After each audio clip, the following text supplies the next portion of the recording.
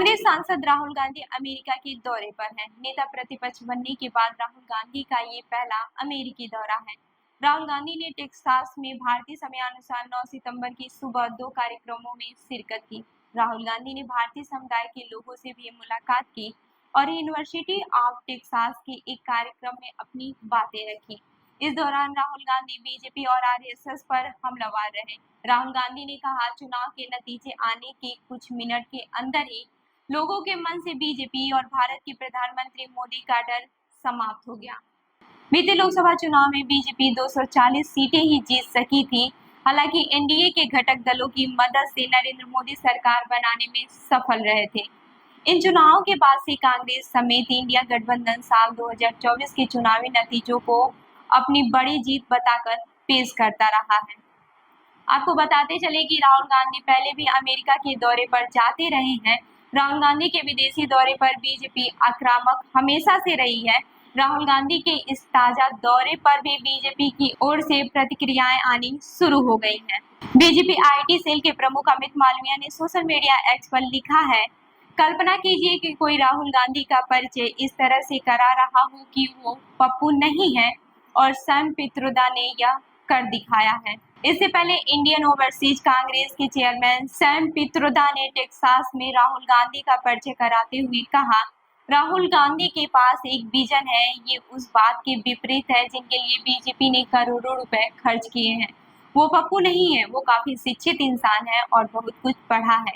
वो एक रणनीतिकार है जिसके पास किसी भी मुद्दे पर गहरा विचार है। दरअसल 9 सितंबर को अमेरिका में हुए कार्यक्रम में राहुल गांधी ने दावा किया कि बीजेपी भारत के संविधान पर हमला कर रही है। राहुल गांधी ने कहा कि भारत के संविधान में भाषा, धर्म, परंपरा और जाति हर किसी के सम्मान की बात की गई है। संविधान आधुनिक भारत की बुनियाद है। चुनाव के दौरान मैंने देखा कि लोग स्पष्ट तौर पर समझ रहे थे कि बीजेपी हमारी परंपरा, भाषा, राज्य और इतिहास पर हमला कर रही है। बीते लोकसभा चुनाव में कांग्रेस समेत इंडिया गठबंधन ने संविधान को खतरा होने की बात कही थी। विपक्षी दलों ने चुनावी रैलियों में दावा किया था कि अगर बीजेपी सत्ता में आई तो संविधान को बदल देगी। हालांकि विपक्षी दलों के ऐसे दावों को बीजेपी खारिज कर रही थी। इंडिया गठबंधन का आरोप था कि बीजेपी संविधान में कमजोर तबकों को दिए गए आरक्षण को खत्म करना चाहती है। राहुल गांधी ने कहा, बीजेपी का डर समाप्त हो गया है। यह भारत के लोगों की उपलब्धि है जिन्होंने बताया कि हम भारत के संविधान पर किसी हमले को स्वीकार नहीं करेंगे।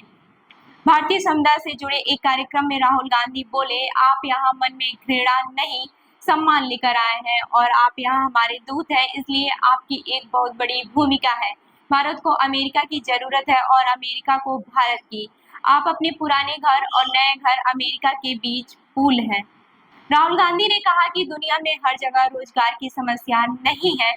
पश्चिमी देशों में भारत में रोजगार की समस्या है, लेकिन चीन और वियतनाम में रोजगार की समस्या नहीं है। साल 1940 से 50-60 के दशक में अमेरिका वैश्विक उत्पादन का केंद्र था। अमेरिका में कार, वॉशिंग मशीन, टीवी सब कुछ बनाया जाता था, लेकिन धीरे धीरे यह उत्पादन कोरिया, जापान और अब चीन में चला गया है। वैसे तो पीएम मोदी कई मौके पर यह कहते रहे हैं कि भारत की अर्थव्यवस्था तेजी से आगे बढ़ रही है।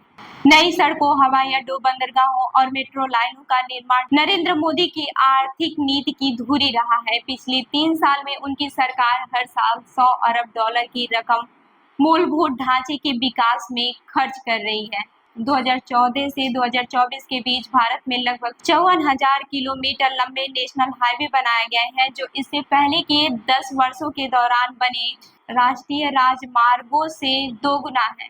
जीडीपी के अनुपात में देखें तो 2020 से 21 में निजी निवेश महज 19.6% था, जबकि 2007 से 8 में जीडीपी 27.5% के साथ निजी निवेश में अपने शिखर पर रहा था। हालांकि बेरोजगारी के मुद्दे पर पीएम मोदी की अक्सर आलोचना होती रही है। अंतर्राष्ट्रीय श्रम संगठन के ताजा आंकड़ों के मुताबिक साल 2000 में जहां देश के बेरोजगारी में पढ़े लिखे नौजवान की तादाद 54.2% थी, वो 2022 में बढ़कर 65.7% पहुंच चुकी है। राहुल गांधी ने कहा कि भारत को लोकतांत्रिक माहौल में उत्पादन करने के तरीके पर पुनर्विचार करना होगा और जब ऐसा नहीं होगा तब हमें बड़ी बेरोजगारी का सामना करना होगा। तो इस खबर पर क्या है आपकी राय? राहुल गांधी के अमेरिका दौरे पर आपका क्या है कहना? हमें कमेंट करके जरूर बताइएगा। मैं हूँ रूबी आपके साथ और आप देख रहे हैं जनदर्पण न्यूज। धन्यवाद।